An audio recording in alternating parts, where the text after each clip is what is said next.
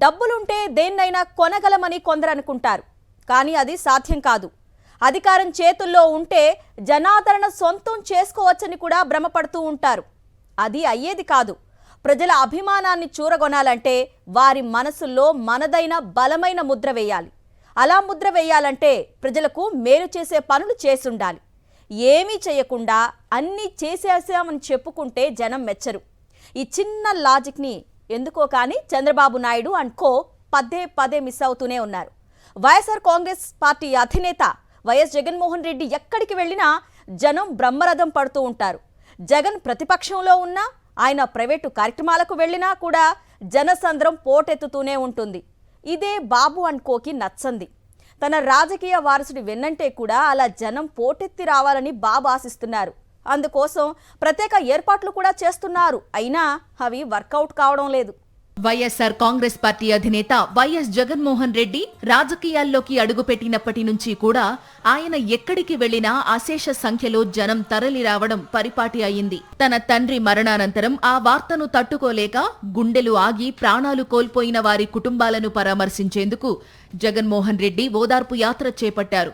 ఓదార్పు యాత్ర ఆద్యంతం దారి పొడవునా జనం జగన్మోహన్ రెడ్డికి నీరాజనాలు పలుకుతూనే వచ్చారు. ఆయన ఎన్నికల ప్రచారానికి వెళితే జన సునామీ ఆయన వెన్నంటే దూసుకుపోతోందా అన్నట్లే లక్షలాది మంది తరలి వచ్చేవారు. 2019 ఎన్నికలకు ఏడాది ముందు ప్రజా సంకల్ప యాత్ర పేరిట జగన్మోహన్ రెడ్డి పాదయాత్ర నిర్వహిస్తే ఊళ్లకు ఊళ్లు, రోడ్లకు రోడ్లు ఈసకేస్తే రాలనంత జనంతో నిండిపోయాయి.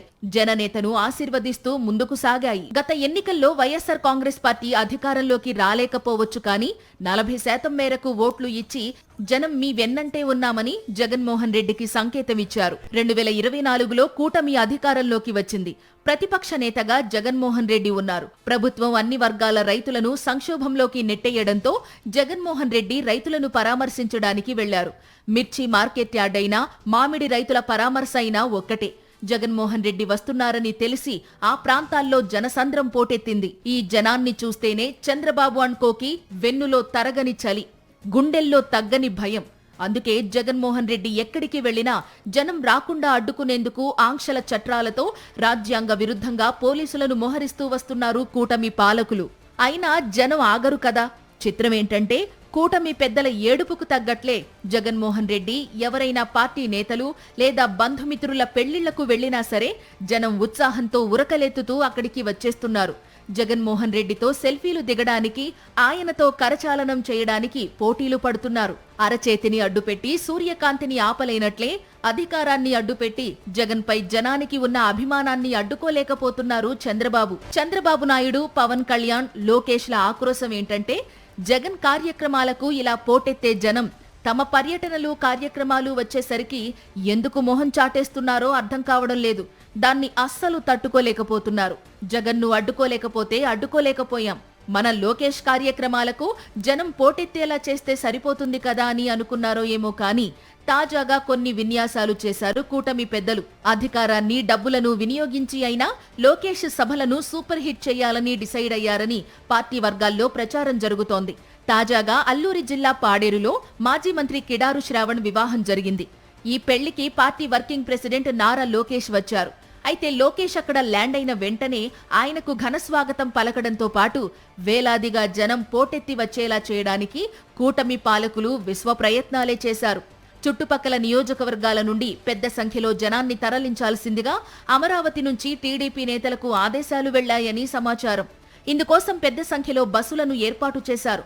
కార్యక్రమానికి వచ్చేవారికి మందు బాటిల్తో పాటు బిర్యానీ కూడా ఇస్తామని ఆఫర్ ఇచ్చారట. లోకేష్ పర్యటనలో పాడేరు జనంతో పోటెత్తిందని సోషల్ మీడియాలో హల్చల్ చేయించాలని అనుకున్నారట.